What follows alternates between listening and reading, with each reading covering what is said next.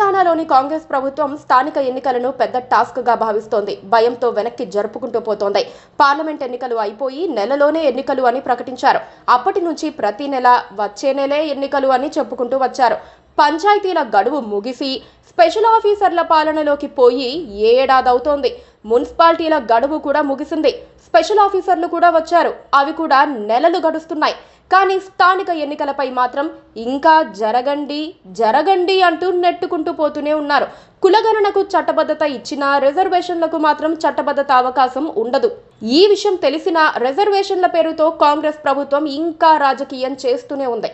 2 వారాల్లో ఎన్నికల తేదీల ప్రకటన ఉంటుందని, ముందుగా ప్రాదేశిక ఎన్నికలు నిర్వహిస్తామని మంత్రి పొంగులేటి శ్రీనివాసరెడ్డి చేసిన ప్రకటనలు బాంబుల ప్రకటనల్లాగే తుస్సుమన్నాయి. సీఎం రేవంత్ తో పాటు ముఖ్య నేతలు అధికారులతో అత్యవసర సమావేశం నిర్వహిస్తే ఎన్నికల తేదీలపై ఓ క్లారిటీ వస్తుందనుకున్నారు. కానీ సమావేశం తర్వాత డిప్యూటీ సీఎం బట్టి విక్రమార్క మరోసారి కులగణన చేస్తున్నట్లుగా ప్రకటించారు. దీంతో అందరూ షాక్ కు గురి కావాల్సి వచ్చింది. కులగణన చాలా పక్కాగా జరిగిందని ప్రభుత్వం అదే పనిగా వాదిస్తోంది. అసెంబ్లీలో పెట్టి ఆమోదించుకుంది కూడా. ఆ నివేదిక ఆధారంగా బీసీ డెడికేటెడ్ కమిషన్ రిపోర్టు కూడా సమర్పించింది. ఇప్పుడు మళ్ళీ రీసర్వే అని ప్రభుత్వం నిర్ణయం తీసుకోవడం అనేక విమర్శలకు కారణమయ్యే అవకాశం ఉంది.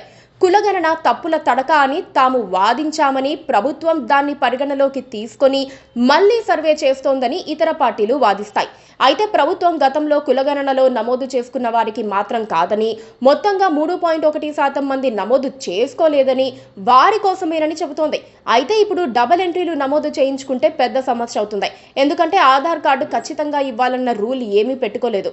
ఫలితంగా నమోదు చేసుకున్న వారు, చేసుకోని వారు ఎవరో అంచనా వేయటం కష్టమే. ఈ వ్యవహారం మరింత గందరగోళానికి దారితీసే అవకాశం ఉంది.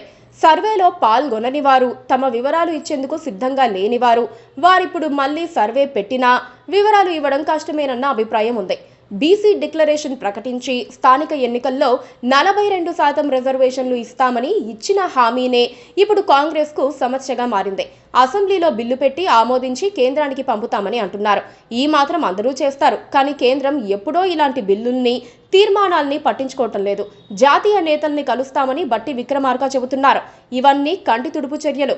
బీసీల ఆగ్రహం చూడాల్సి వస్తుందని రాజకీయంగా ఆ రిజర్వేషన్లు ఇద్దామని రేవంత్ సవాల్ చేశారు. కానీ అలా ముందుకు వెళ్తే ఇబ్బందులు ఎదురవుతాయని మరో ప్రయత్నం చేద్దామని వాయిదా వేస్తున్నారు.